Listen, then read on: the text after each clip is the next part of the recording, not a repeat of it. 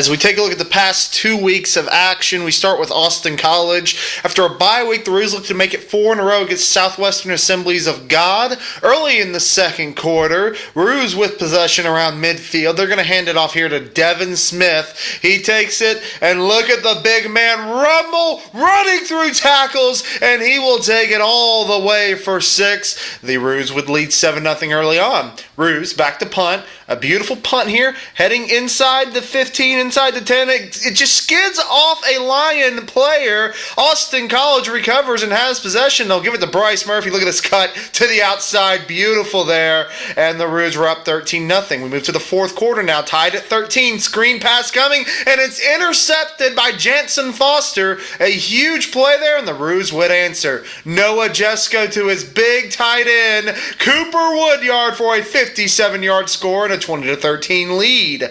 The Lions try to answer, and it's intercepted again. Kendall St. Romain snags the ball out of the air. Great field position for the Roos, and again it would be Murphy as he runs in for another score. The Austin College rushing attack had 266 yards on the ground as they defeat the Lions 27-20. Texas Lutheran was off this weekend, but 2 weeks ago for homecoming, they took on East Texas Baptist. Here is Marquise Burrell, the nation's leading runner, getting over midfield. A great run for them, and we'll continue into the second quarter. Trenton White back to pass. He will find J.R. Brown from 19 yards out. Beautiful pass there from White. The Tigers then trying to get a little sneaky as you see the team celebrate with Brown after the touchdown. As we will go to, we'll stay here. Here is Trenton White again on the option read. He runs it, nobody around him, and gets the easy score from 2 yards out. Now we'll go to ETBU trying to be tricky. It's the flea flicker, back to pass, and nowhere to go as Trey Reese Van Buren has the quarterback sack. A huge 14-yard loss.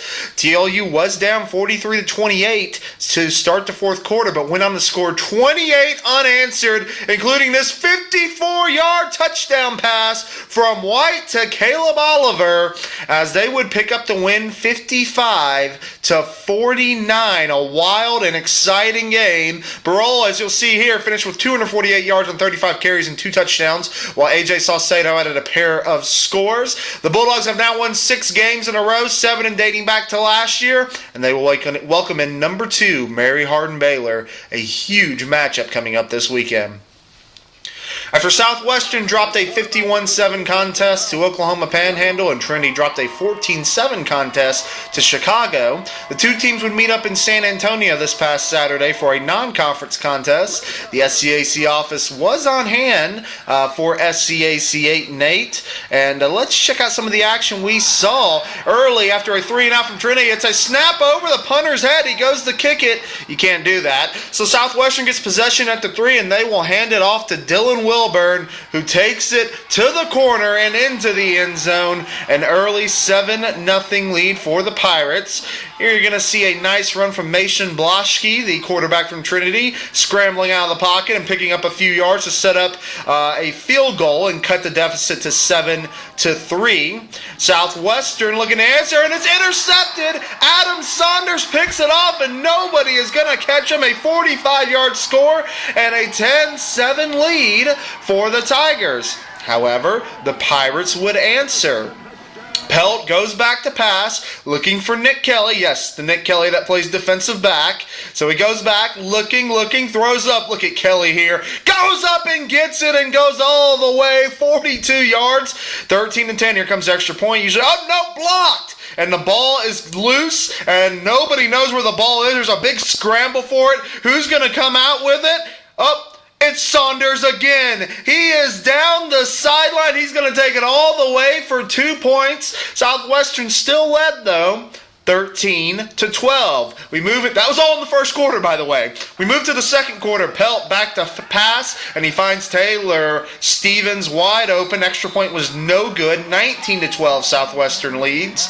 Later in the quarter, Trinity would answer. Bloschke back to pass, looking for his big tight end, and throws it perfectly to Sam Harford to tie the game at 19 going into the break. Southwestern's short field goal here, trying to take the lead, and it's blocked by Austin Pierce. And no points for the Pirates in that situation. That seemed to be the key of the game. Both defenses would step up from there, as neither team could get anything going in the second half. Alex Lee of Southwestern finished with 12 tackles, 2 sacks, 3.5 tackles for loss, and a forced fumble.